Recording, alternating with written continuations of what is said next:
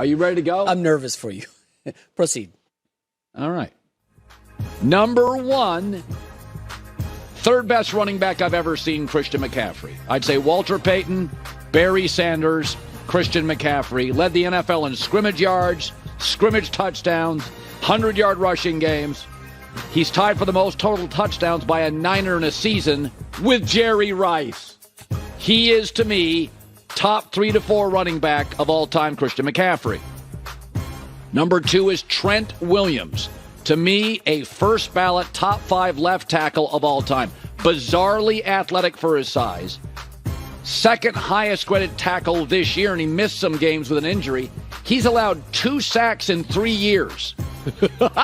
And I mean, there's no position in football that's more improved than receiver and edge rusher over the last decade. He is a wall. Number 3, Nick Bosa. Second highest graded edge rusher in the league. Highest graded Niners defender. A complete game wrecker. A lot of big names on that defensive front. Many underachieve. He is one of the 4 or 5 defensive edge guys in the league that is virtually unblockable. I don't think he has body fat. He is just one of those guys that is a nightmare to face.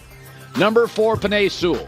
He is arguably the next Trent Williams. He is an unbelievable, highest-graded offensive tackle in the league this year. The kid out of Oregon is a monster.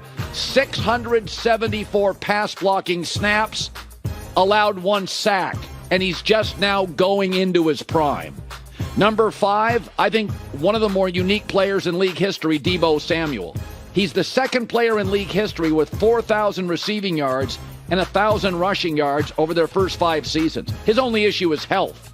I think he is, if you look at the data and the offensive production, there is an argument to be made. He is worth 3 points a game. That is unheard of for a non-quarterback. Number 6, Aiden Hutcherson. 1+ sack in 4 straight games. Led the NFL with 62 pressures this year. That was 12 more than any other player. Okay, highest graded Lions defender. Now, they don't got a lot of great players on that side, but he's the one, number 6. Number 7, the best center in football, Frank Ragn. He's the best center. He's great. There's a reason they dominate the run game. Number 2 offensive line, according to PFF. He's the highest graded center, the rush offense. I've always thought this is a wildly underrated position. You got to have a high IQ to call all the audibles. Ragnow's a beast. He's another Hall of Famer.